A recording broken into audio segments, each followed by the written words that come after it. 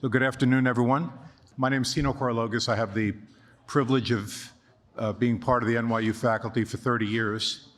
And the topic is what's data telling us about risk management, and what about the 2023 market?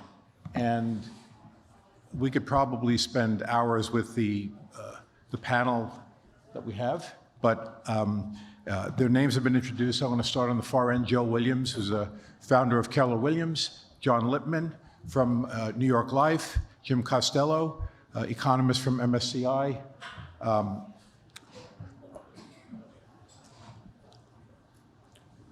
Lonnie Hendry from Trepp.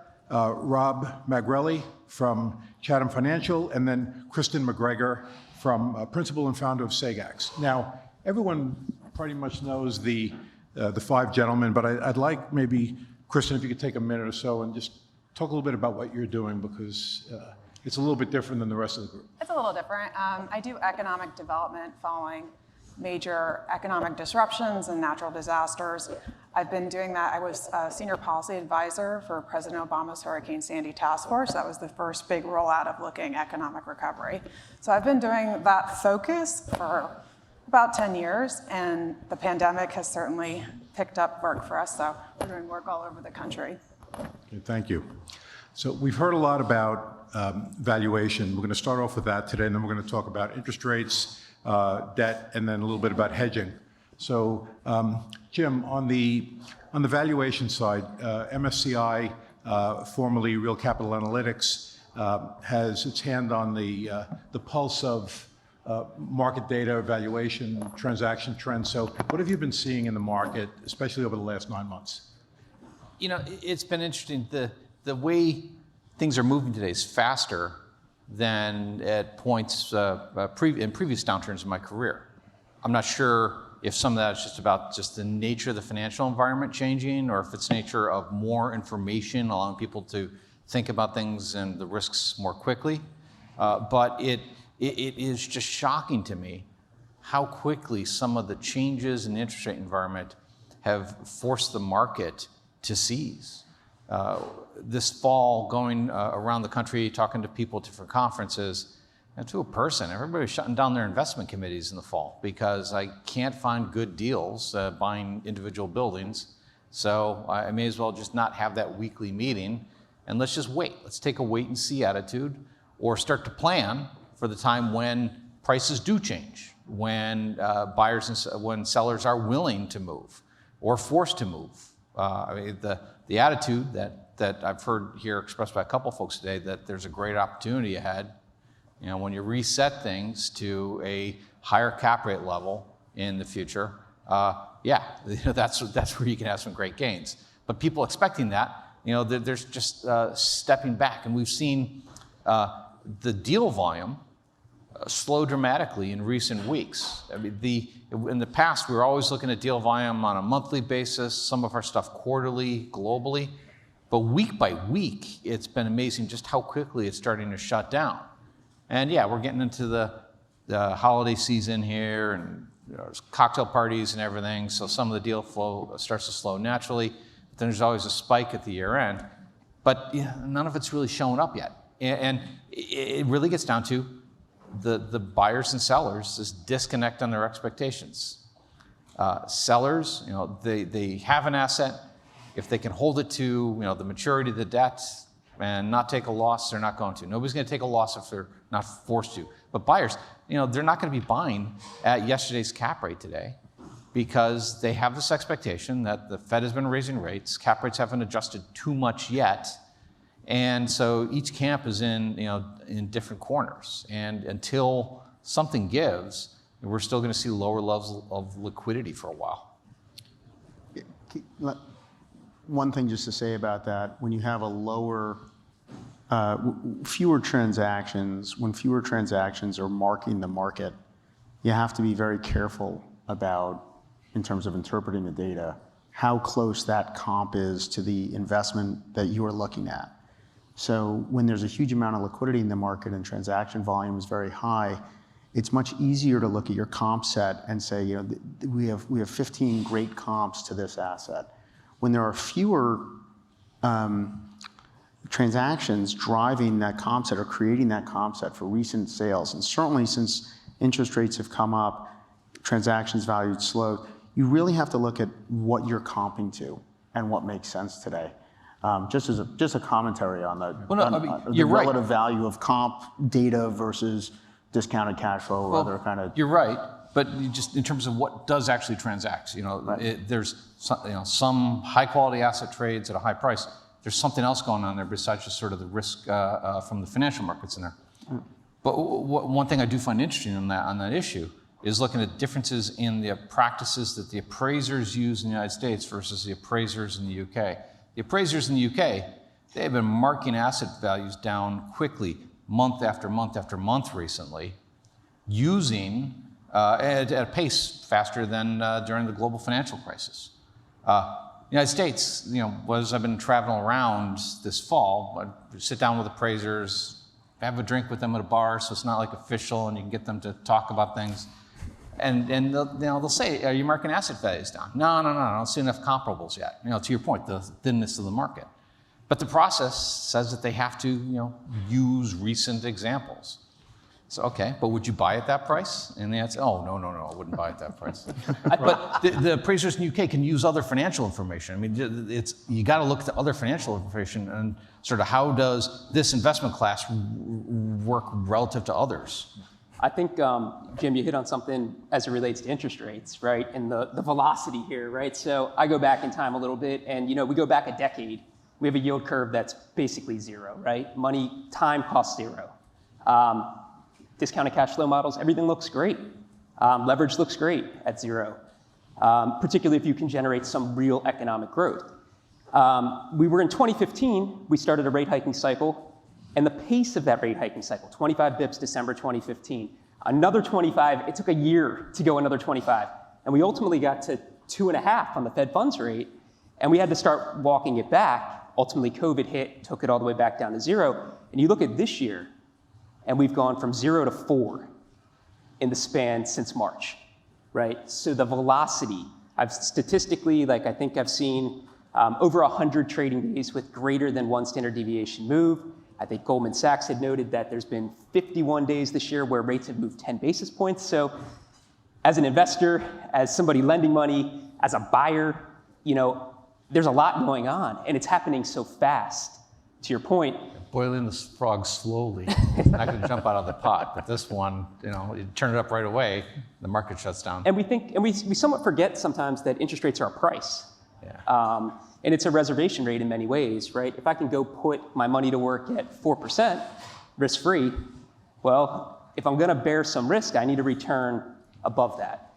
And I think we're still wrestling with that. And I think we kind of, at times, and I'm maybe going off on a tangent here, Tim, kind of forget to fall back on some first principles when it comes to real estate. Why am I buying this? What's my investment thesis as the starting point? And then looking at what's the best way to finance this, particularly in commercial real estate? What are the risks that I want to take and get rewarded for? And what are the risks I want to mitigate? I think when you think about the financing, where the transaction activity might occur over the next 18 months might be the debt, the trades. So Lonnie, maybe, from the lens of Trepp, one of the statistics we spoke about was the amount of debt that's maturing, the amount that has a debt service coverage at 125 or below, and what those loans are refinancing into. So maybe if you could share some of your insight on that. Yeah, I think it's the theme of today for me is that real estate is cyclical. So for those of you that are students and maybe haven't seen a cycle, it really does exist outside of a textbook, right? So this growth, equilibrium, decline, revitalization, that actually happens in the marketplace. And it's unpredictable, and we're seeing that in real time here. Like right now, the impetus is on the interest rate side. Cost of capital is going up. Just math tells you that asset values have to come down, but they don't necessarily work at the same pace. Just like when interest rates go up, there is a correlation that cap rates are going to go up, but it doesn't happen at the same pace as the interest rate. If you're a cash flowing property that has term left on your loan, while this is a little unsettling, this isn't causing you to stay up at night right now, because if you don't mature until 26 or 27, you're hoping rates have stabilized, maybe come back down, you're going to refi. This was all just a bad dream, but you still cash flowed. If you're somebody that's coming up on maturity in 23 or 24, and you locked in fixed rate during this last term at 3.5, and you're having to come into something now at 7+, that's a distinct difference in how you're going to approach that. And if you have any signs of distress, if debt service coverage is less than 1.25, if there's any reason for the lender to say this is not something that we want to take on, you're going to have some real challenges in the marketplace. So just to add some quantification to that, Trepp tracks the securitized marketplace, so CMBS, the agencies, CRE, CLO. In 23 and 24, properties with maturing loans and debt service at 1.25 or less, it's about $59 billion worth of upcoming maturity. Spread about $24 billion to multifamily. Next largest asset class is office at just over $9 billion. Lodging is next at just over $7 billion, and then retail is about $7 billion. Then you have the other asset classes that make up the rest. But if you look at multifamily, you're basically on a 10-year cycle where rents have just gone up significantly, compounded cap rates. I mean, before June of this year, if you're in a top tier market, it wasn't outlandish to see those things trading Class A assets at a 2% cap rate on trailing 12 months, which is just unrealistic in real life. But people were doing it. Capital flows overpower fundamentals until fundamentals make a comeback, which they are right now. But if you're in the office sector and you're at something less than 95% occupied, debt service less than 1.25, it's going to be really tough for you to get financing. We've heard that on the bankers portion of the presentation this morning.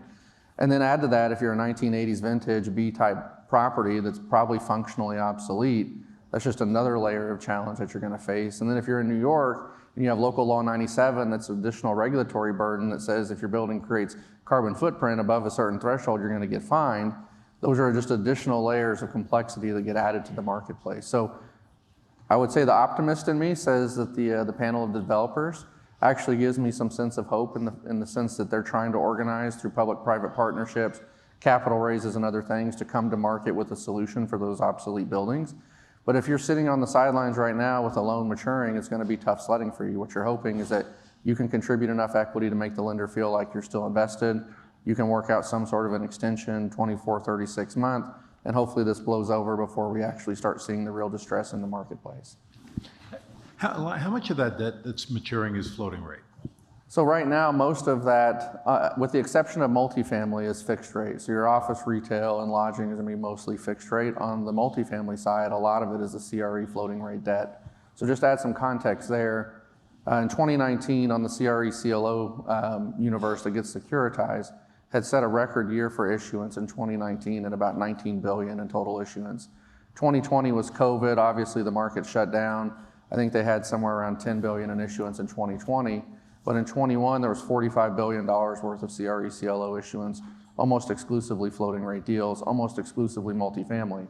So those by definition are 24 to 36 month loan terms, usually with 1, 2, or 3 12-month extension options. But there's a lot of challenges there because most of the people hedged and bought an interest rate cap for the initial term. They didn't buy a cap for the extensions. We'll talk a little bit about what that looks like in real life now. It's pretty scary if you're on that side of the table. And a lot of these are value-add reposition plays where they're hoping for substantial rent growth and renovation. And a lot of these are new sponsors that don't have experience in the market, and they haven't been able to realize those gains. So it's an interesting time on the multifamily floating rate debt side that are coming up for maturity. There's going to be a lot of opportunity there. We might as well get all the good news out of the way early. So, Rob, what's happened to the cost of hedging since the beginning of the year? So obviously the cost of hedging is influenced by the interest rate environment and the shape of the yield curve. And as I mentioned, we're up 400 basis points. We have a 2-year treasury that's about 430 today. We have a lot of inversion in the curve, but all else equal, if you're one of these borrowers who was in a 3-year debt instrument and now you're looking at exercising your first extension option in 2022, and maybe you have in your loan agreement that you have to buy an interest rate cap with a strike of 3, depending on it, it could be a DSCR test, but maybe that's what it needs to make DSCR work. That cost of that cap relative to 2019 or even relative to the start of the year is 8 to 10 to 15 times what it was. Some of that's also intrinsic value, basically just prepaying the interest rate differential between 4 and 3. But it's a major cost that people have to think about now as they're looking to refinance. I mean, is just for scale, an example, I don't know, $25 million loan with that situation. What is it? What's happened to that cap cost? Yeah, don't quote me on this, but I think it's gone from something like 30 basis points on the notional to over 200 basis points, or 2 points of the notional today. So when that maturity comes, it's a expensive check to extend. It is. But it's not as expensive as it might be if you have a spread adjustment and go out to the market for a new loan.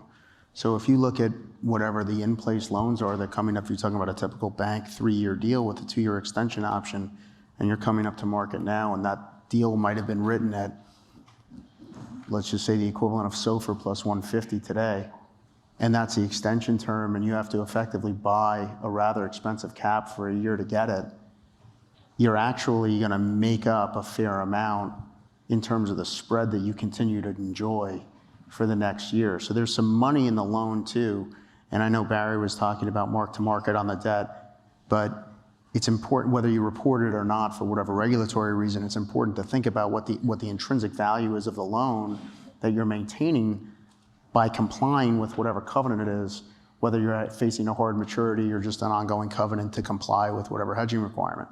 So yeah, I think you have to take a broader market view than just the hedging cost when you talk about the negative impact of that higher hedging cost. You may have an in-the-money loan that's worth defending. Yeah. Which, I mean, bad or really bad become your extension option. Worse and Well, or worse and worser. I don't know. So Joe, your firm has 175,000 brokers, agents on the ground across the U.S. Right. So you're about as close to the ground and hearing the rumble as possible. So what's the market telling you about risk? Here's what I say. In fact, could I ask a question real quick? How many of you in this room are students? Just so I can get a feel. I love it. Like you, I have a degree in real estate that you're working on. Mine's not from NYU, UT Austin. And I will tell you that, $5 to get your cafe mocha. And the reason I say that is real estate's very much a street business. Tino's question really is guided that way. What's the street saying? Well, I can tell you, I've been in this business 50 years. I so admired Larry when he came up to speak. That's such an awesome thing to have a guy who's 91 years old talking about the real estate business. I got in at 73, went to school at night, sold houses when I was your age. And I can tell you that as you look at the real estate market across the United States, it's different today because we've never had a pandemic.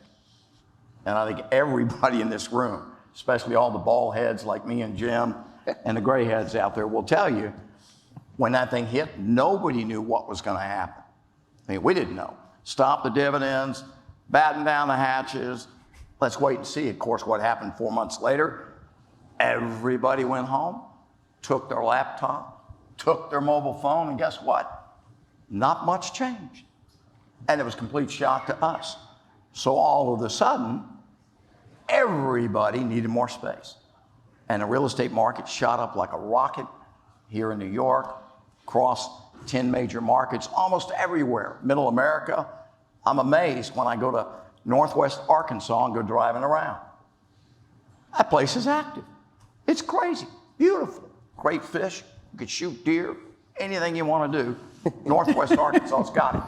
And who would have thought that the pandemic would have awakened some of that? Well, we're starting to see that in small town America, people realizing, and by the way, I will say this much, in terms of the office class, I love the conversations with office.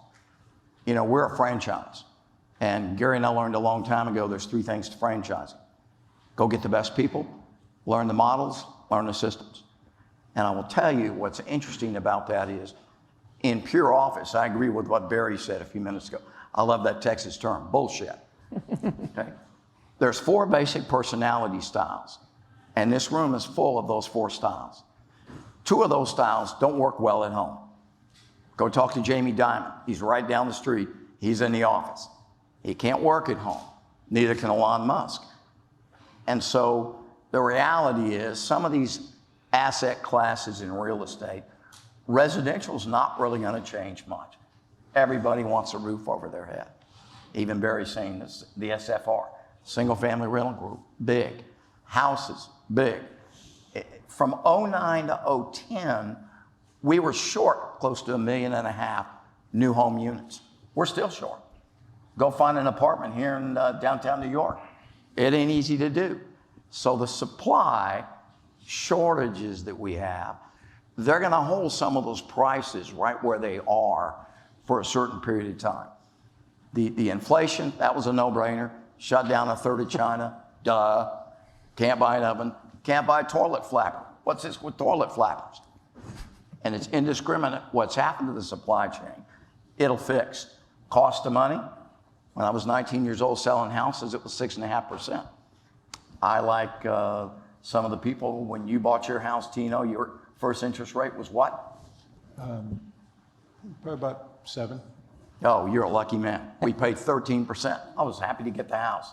Refinanced at 10. Thought I'd hit the lottery. The point is, when I started in real estate, the rate was 6.5%. Nobody thought that was high or low. It was just what it was. So what I think's happened locally around the United States, what Jim just said, absolutely correct. The speed of the slowdown shocked everybody.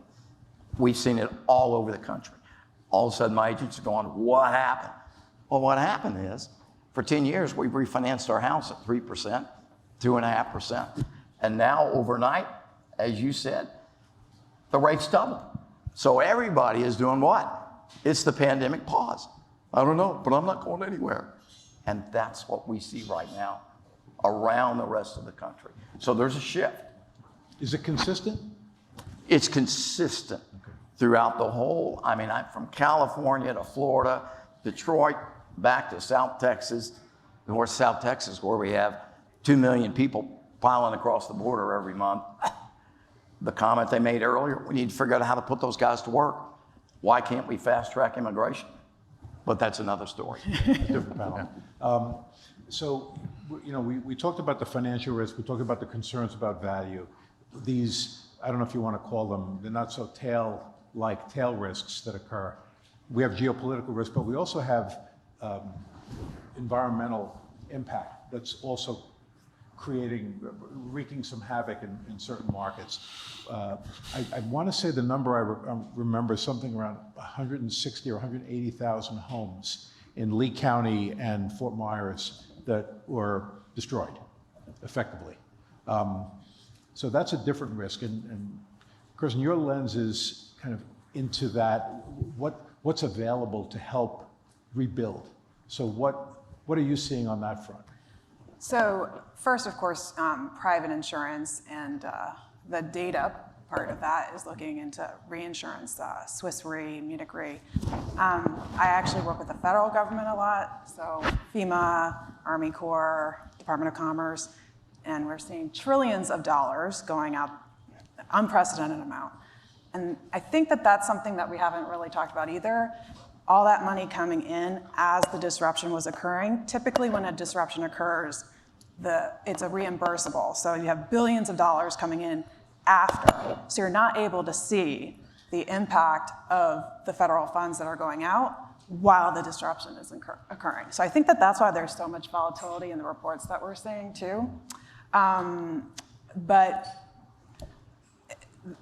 like everything, everything seems to be up in the air, so I've been using tarot cards. And what kind of data is out there that you look at? Yeah, well, definitely, I use FEMA. They look at different indexes, the risk index, social vulnerability. They've got local capacity. That's another thing when we're talking about communities. You're talking about public-private partnerships. You're going to see this over the next few years with all this money going out there. The communities that don't have the capacity to actually use all this federal funding, they're either going to return it or they're going to use it poorly. So it's going to be the more sophisticated regions and communities that have, the fancy consultants coming in and managing the projects and everything and figuring that all out. We're going to see a lot of places underserved and just not spending the money correctly or giving the money back. And that's why it is important to have that public-private partnership involvement, and I think we're seeing that more. When I started doing this with Hurricane Sandy, that wasn't something that really happened, and now we're seeing more private industry real estate development coming to the table, which is really important for that long-term recovery. Another thing about climate change and the environmental risk, obviously it's incremental, but it's something that's gonna impact everybody, so. And John, your lens is you lend, you buy securities, and you have money coming in that's coming in from insurance policies. So you see a lot of data and have to deploy it in different ways. So how do you make sense of what the data is telling us? Yeah, I mean, the current environment, we manage all different kind of money. We manage money for the life insurance company. We manage money for offshore investors. We manage money for domestic investors outside of Lifeco. And when we deploy that capital, we look at a broad opportunity set that includes real estate, but not is restricted to real estate. So we look at real estate as relative value play to the other kind of investments that we can deploy our clients' capital to. Within real estate, whether they're securities, whether they're on the equity book, or on the lending side, today we see a huge amount of opportunity for relative value on the lending side, including securities where we're buying bonds. The dislocation that Barry was talking about before, buying a bond, I think he said it like 280 versus 80 or 260 versus 80. There's a huge relative value when compared to both corporates today and to historical spreads in the CMBS market that is drawing investor capital. On the lending side, not only the interest rate environment, but the regulatory environment, which is forcing banks to pull out of the market and creating opportunity for alternative asset managers, non-bank lenders to make inroads and not compete directly with the banks, is providing a great opportunity for those transactions that are going to go forward. So I think liquidity in this market is key. The ability to stand behind your commitments and convey a sense of surety that the cash is going to be available when a construction project or a redevelopment project needs it. That's all key. We're looking at those two specific sets very, very closely. Projects that have the inertia to continue in this environment, they need money, right? So we're happy to step in where the banks have pulled back and earn a fair return in this environment. But we track in terms of data, we track what the activity is, not only for the other insurance companies, but for non-bank lenders and for banks too, to see where a pullback might create a void that needs to be filled. And your capital still keeps coming in. You have loans that roll off that you have to refinance or do something with, and then new money coming in. Yeah, I mean, I think any lender today well, that's not true. Most lenders today are happy when a loan pays off. I guess some of them are happy to take the keys back. We can do either. Take a property and manage it inside of our equity book. But yeah, it's hard to put out money today, which is creating the impetus. There's some competition. It's like there's no competition to put out money, but there's a little sticker shock on those new loans that are being made. Combination of wider spreads and higher base rates. But I think we're continuing to see somewhat sedated but continued demand for borrowing. Especially, by the way, when borrowers need to defend their equity and take out an aggressive lender who's in the front now. So if they're in the position now, they need to be taken out.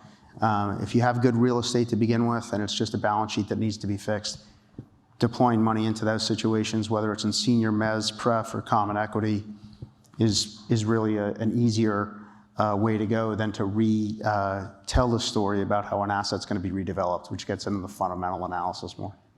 We had spoken about construction financing and where the costs of that have gone. So that's a product that you offer. Where has the risk view on that gone?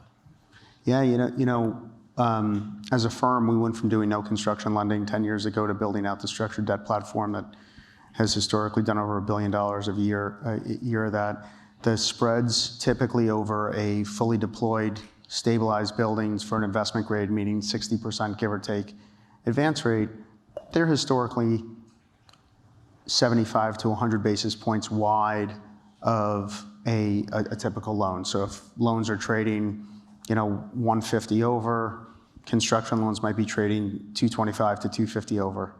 Today we're seeing loans trade 200 over, give or take, but you're seeing construction loans going out at 450, 500, 600 over. So that disconnect between the cost of borrowing for stabilized assets and the cost of borrowing for assets under construction is just huge and presents a great opportunity for those who are willing to take on the completion risk and take on the stabilization risk of, for a new asset now that goes into the market, likely to be one of the better assets when the economy stabilizes in 18 to 24 months. That presents a great opportunity to be in those loans. And relative to the comments about interest rate risk, I think most lenders who are lending into that market today are adding prepayment protections to make sure that they have duration as part of their compensation for the loan. So the last thing you want to do is write a great piece of paper at 8% and get it paid off as soon as possible. You want to make sure that there's a minimum multiple on the return, and I think most lenders who are active in the market today are looking at that. What, is that 18 months, 24 months? We have a very sophisticated model. It's called get as much as you can. Yeah, that's kind of market today. It depends on the construction. You know, if it's a warehouse and it's going to take 12 months to build, if you can get 18 months, that's great. If it's a high-rise resi project that's going to get built, that might take 24 months to build. So 6 months following construction completion is kind of, and you can get a little more, that's great. Have the structural things changed on that in terms of guarantees and recourse? Yeah, so the few banks that are left in the market today on transitional or development properties, there is a price disconnect where significant amount of recourse has resulted in lower borrowing costs. On the non-recourse lending side, those are the spreads that I was talking about. On the recourse side, it tends to be no single answer because it depends not only on the amount of recourse, but on the quality of the recourse, the net worth and liquidity of the guarantor, and the other sort of bells and whistles that go along with that. So although I think ultimately a lot of lenders and investors, as was mentioned before, sort of taking a wait and see approach, sometimes it's better to actually work through the deals and see what may work and what you can really deliver to see what the right combination of pricing and structure is. So, Rob, next year, let's talk about next year. What are your expectations for? I mean, I've heard all kinds of rates. I think anything from no recession to mild one in the middle of the year to mid-year into 2024. Doesn't make it easy to. Yeah, I'm not in the business of making the short-term predictions around interest rates, and even as a firm, we're generally view neutral and advise our clients on how to manage risks they don't want to take in their portfolio. I mean, if I think about rates, I mean, obviously we have this inflation component, right? So if you build up a nominal rate, we start with something real. So what's kind of the real growth rate of the economic pie here? Historically, that's been running at 2%, maybe a little bit higher. Maybe if we have immigration reform, maybe that goes even higher, who knows? Or we have increased productivity. But nonetheless, we start with real, and then we have this inflation component, right, that we should be compensated for. Otherwise, our money's losing purchasing power. And the last inflation print we had in CPI terms was roughly 8. So the market's clearly pricing in. We have the most inverted yield curve since, I think, 1981, 40 years. 80 basis points inversion between the 2-year and the 10-year yield. So the market's clearly pricing in that we'll return to a much lower rate environment pretty quickly. And I think that's predicated on a view in the market and people's, this is people trading to create this view, that some of the inflation will come down. Now, does the inflation come down because rates are really high and we all pull back on spending as a result? Maybe. Does it come down because geopolitical risk subsides, supply chains open up? Maybe. There's of course, other options that it doesn't come down as quickly and rates stay higher for longer. My first mortgage was 575. So we've clearly been there before. Going back to even 06, 07, rates were in that ballpark. So it's really tough to say. I mean, I kind of bring it back again to like first principles. People in this room, maybe setting aside residential housing, unless we're using it in a single-family rental context, is what am I buying this for? Like, what am I building this for if we're talking construction? What are my drivers of return? Is it because I think demographics are improving in this locale? Is it because, there's a need for more e-commerce warehouse space? Is there a housing shortage in multifamily? So I have these structural secular demand drivers. And then what risk don't I want to take in this equation? Do I want to buy interest rate caps? Do I want to fix some of my debt capital? What do I want to do that are things that are just not part of my investment thesis as it comes to real estate? Otherwise, I think sometimes you look back and you're like, is this all just a levered bet on low rates? And a giant carry trade. And I'm not sure that that's what everybody's kind of in the business to do. I think about real estate and thinking about like the interest rate impact on it in the future a little bit differently than just like looking at what the forward curve says, because that's just one point. And my attitude is like, okay, if you ask 50 economists something, you're gonna get 100 answers, or you get a range of opinions. And that issue about like you're buying real estate and the financial conditions are out there, but under what conditions do you have those different outputs of a low rate environment versus a high rate environment? What's going to happen to the income stuff along the way? Right. And so you can do scenario planning on sort of, okay, we go back to this Goldilocks period of low rates. What happens to income? What kind of other economic things drive that? Versus what if rates do stay high? Right. But is it staying high because we're in a stagflation environment and you're hurting income, or do we have more growth with it? I'd be looking at an investment from that perspective, planning out each of those scenarios, and then thinking about the probabilities of each. Completely agree. There's obviously a wide distribution, and if anything, the pandemic should have taught us that pretty quickly, with rates going all the way back to zero on something that I don't think anybody in this room predicted, at least not in that time frame. But to your point, it's almost like you have a few quadrants or 4 quadrants, maybe potentially, is if rates are rising for, I'll call it the right reasons, strong growth, you're able to pass it along in your rents, maybe that's not a huge deal. If rates are rising for maybe the wrong reasons, which is purely inflationary, stagflationary environment, and you're losing occupancy because nobody can afford to pay your apartment rent, that's probably not a risk you want to take. And on the flip side, low rates aren't always great, right? Sometimes low rates are occurring because we are in the midst of some sort of deep crisis recession, and that's generally not a very good time to be long real estate when your tenants are going bust. So I think there's a lot of, to Jim's point, thinking through that scenario analysis, and it all goes back to, hey, run that analysis and decide what is your investment designed to do here, and which risks, which scenarios are you not prepared for, and mitigate those to the extent you can. Yeah, and I think ultimately too, you got to get back, as we talked about in the Zoom conversation we had last week, you get back to the fundamentals. People are still going to buy houses because they got to have a place to live. If they can't buy, what do? They have to rent. And renting's fine, but ultimately this is America. It's the promise of being able to own something, and that's a huge driver. And so where commercial real estate can fluctuate based on income streams, we know that. The cap rates can go up and down. Folks, I've done this 50 years. I've been through 4 of these cycles. This last cycle, where it went up, even we couldn't predict. I've never seen anything like this. It's crazy. But the reality is, it's a new day tomorrow. The sun will come out. And if you look at the long-term prognostication, that's not even the word, prognostication for real estate, it's still going to be one of the best asset classes, bar none.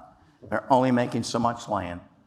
As we run around the country and look at these cities, for most young people, you got to drive until you can afford it, which really isn't any different from this area too. So that's not likely going to change. Inflationary environments actually help real estate because the values will tend to flow, but the reality is no matter what those rates are, at some point, people will get used to where they are and they'll start to buy. I mean, I'm arguing with my wife. She's in a 17-year-old Lexus. It's so bad that when I get in the car now, the mirrors are turning yellow. I'm telling her, I said, honey, I can't see who's in the right lane. She says, well, now's not the time to buy a car. And I looked at her, I said, and when are they going to get cheaper? They're not. So real estate's somewhat in that same boat. Yeah, you'll see some price fluctuations, but not massively so. Loved hearing Larry's stories about what he was buying his first building for. what do you think those buildings would be worth today? Sanity comes back cyclically to real estate every 4 or 5 years. So no matter what these rates do, as the market gets back to the fact that, you know, we really need to own, I'd really rather buy my own building, it comes back and the cycle's right back. And I think, you know, I agree with you that all of the modeling, all of the data, all of the hedging comes back to, okay, when it's time to make an investment decision, what is your perception of the intrinsic value of the real estate, right? Do people want to live here? Do they want to office here? Do they want to shop here? Do they want to stay here? Do they want to, I don't know, park their trucks there, right? So understanding that and having a feel for that is something that the data won't show you, right? That's why all of us are on the road all the time, right? Because it's not just a spreadsheet. That's why we're out there meeting with tenant reps to make investment decisions, because we have to understand what's motivating the tenants to take this space. And that's away from a CoStar rental comp sheet, right? Is there anybody really gonna rent this space? Is the window line good? Is the air good? Is the airflow good? Are there too many elevators? Are there not enough elevators? Is there sufficient parking? Right, the fundamentals that you guys learn about in class is important to incorporate in your analysis of any investment decision, in addition to having the quantitative analysis that we're talking about in terms of, you know, can you weave in the right debt assumption to your levered DCF analysis, or what are you gonna do for a hedging cost up front? So I just don't want people, I know there's a lot of technical focus in terms of data that we talk about incorporating into our analysis. How much is the flood insurance? Are the taxes gonna increase higher in this county or that county? It's all important stuff, and you should look at every piece of that information. But you also have to take a step back and say, what's the intrinsic value of this real estate, including, by the way, a home? Yeah. Right? Is this a corner I want to live on? Right? When I moved to the suburbs, I didn't know that you weren't supposed to live, or that homes maybe on a street with a double yellow line, or maybe not as attractive as a side street that maybe is a little quieter. I didn't know. I grew up in the city. I didn't hear a fire engine. I thought it was great. But you have to really understand what you're doing, in addition to understanding the quantitative analysis that the data can be used for. To your point on that, you know, there is, from where I stand, you know, I'm an economist. I work with data, but you know, one of the first economists I worked with was like, Jim, you got to understand the first thing: all real estate data is crap. He grew up in the 70s in the profession, and it was really sketchy information. It wasn't good information like there is. You know, you go to the public equities market, and there's daily pricing data going back to, you know, hundreds of years. It's just crazy the amount of data that's out there. And so we had very little information. So his point was, you know, you can't just trust just the data. You gotta have like a theory of what's driving the world, how it all interacts, and then see if the data works with it. And this is different than what's happening today. We have Tim here. He's really, Professor Tim Savage, really knowledgeable on all the emergent data sets that are out there and new ways of analyzing it. And some of the folks who are in Tim's orbit make the mistake of thinking that, well, I could just have a computer model that predicts everything, because I get all the data on everything. But like you said, there's little things. I mean, the home market especially, like you look at the Zillow results, there's wide ranges on that, because you know, people, you know, have all kinds of little feature stuff that just, there's no information to capture it. And so, you know, don't let yourselves, students, to be fooled into thinking, you know, take Tim's class, of course. There's great value in this stuff, but you know, there's a wide range of probable outcomes outside of just what, you know, a model says of, you know, some granular data. Well, we kind of get sucked into this notion that there's like a national real estate market based on the headlines, right? Real estate is hyperlocal. The underlying fundamentals are market to market, asset to asset, right? So your models can adjust for that, they can account for that, but they can't mimic that in all cases. There are nuanced things that boots on the ground will see that your model won't see. If we're doing an over-under on how many people modeled in the GFC in 2006 and 2007, I'm taking the under. If we're taking over-under on how many people had a pandemic modeled into their discounted cash flows in year 3 on a deal that went under contract in 2017, I'm taking the under. Like, those things just don't happen in the model, right? And real estate practitioners, deal makers, whether you're on the brokerage side, whether you're on the mortgage side, they have something in their blood that makes them think every market is a good market. And I believe that. Like real estate, like you can always find deals, but what happens is You look at multifamily markets like Phoenix right now. You can go back and look at asset history over the last 5 years. It traded 5 years ago for 12 million, then it traded for 22 million, then it traded for 35 million, then it traded for 50 million. Like I'm a little suspect on like the model and the underlying assumptions in those things. When something goes up, the intrinsic value of the real estate didn't go up from 12 million to 50 million. It's great if you're the second person in line before you hit the top because you cash out, you rolled into a 1031 and you're all good. But for the person that's holding it now at 50 million, they don't know what to do. When they go talk to the lender's not gonna wanna work with them because it doesn't really cash flow like they thought it would. The assumptions have eroded, the work from home went away, whatever the case may be. So that's what makes real estate so great. It's art and science. The data drives the decisions, but it has to be actionable, it has to be valid. But it'll never replace the human, like actually going out there, learning on experience, talking to the people. If you're looking at retail, walk the center, talk to the shoppers, talk to the people that have their storefronts there. You're gonna learn a lot more from those conversations than you would just by looking at asking rental rate data on some online publication. So, I think for students in the room, marrying, data, technology, you guys are sitting in a really advantageous position in the sense that you have more data available to you at your hands on your phone in real time than anyone else has in the history of time. It's a really great thing, but it's also a little bit scary in the sense that sometimes you can get tricked into believing things that you read. And I actually read an article that said people are like 85% more likely to believe the first thing they read, even if it's proven false later.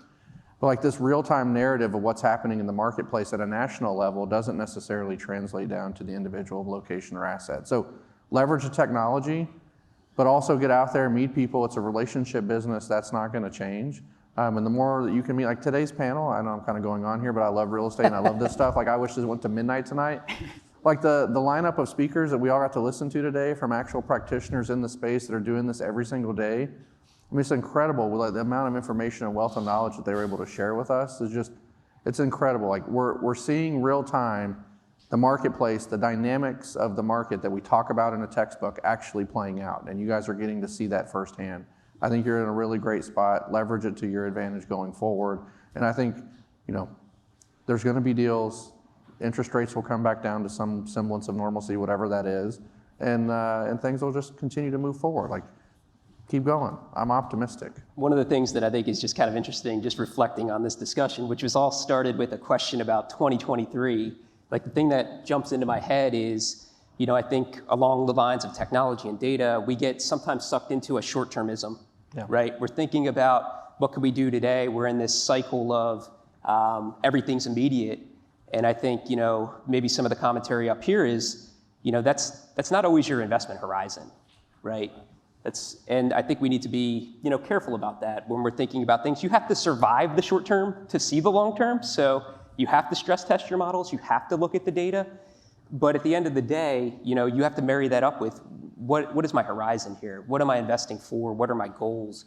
And I think, sometimes you marry this short-termism with a little bit of the financialization of kind of our economy.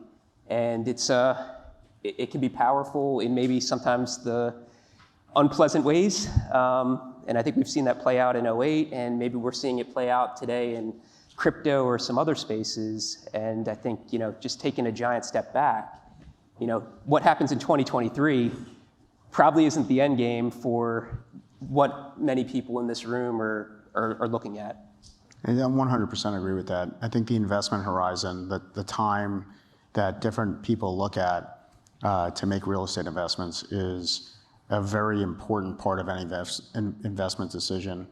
If you have to sell now, somebody said you don't want to be long. Well, what you don't want to do is sell into a market like this. Better to be long than to have to sell today.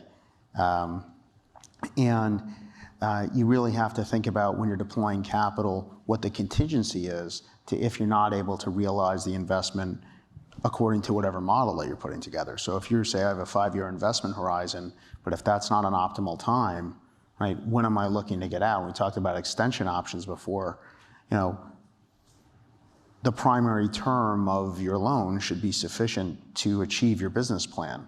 The extension options if there's an illiquidity issue and you can't sell during the primary term or according to your business plan. So I think not losing track of marrying up your capital plan and your balance sheet with your business plan and some reasonable downside scenario is really important as you assimilate all the different kinds of data that you can into making your investment recommendation or into taking action. Keep in mind, too, one of the most incredible things about real estate is the things that drive valuation in real estate. It's all public data, generally. In other words, I can go into any town in America, and if I can get a hold of 6 of the basic indices there, supply and demand, jobs, city policies, utility information, schools, I can compile that together, and unlike stocks and other types of investments, I can get a pretty good idea what that valuation horizon may look like. Now, bring me some local people to help me. As Lonnie pointed out, real estate is all local. Pull me out of here. Well, I'm a Texan, stick me in New York. I couldn't tell you anything. I got to go to a local New York guy to tell me, what am I doing here? That's the beauty of it, because as you become an expert in your area, then you start to really create value, even as a student. I mean, your key is to also remember there's no such thing as a bad market. It's either a buyer's market or it's a seller's market. And if you're in brokerage, you make money either way. Actually, the bad market is actually when nothing's happening. Exactly. That's right. That's it. So we're out of time. It's the end of the day. Please join us for the networking reception if you're a student or have volunteered to meet with our students. Thank you to the panel, and thank you all for participating this year in our conference.